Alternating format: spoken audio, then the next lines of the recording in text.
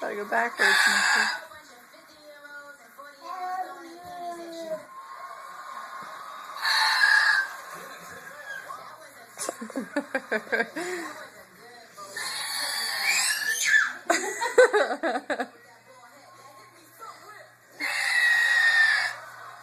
Smiling at me.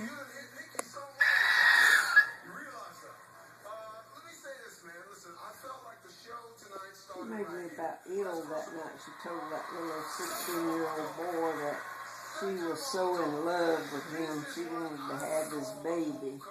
I said, now how disgusting is that to tell a little young? That's a compliment, then.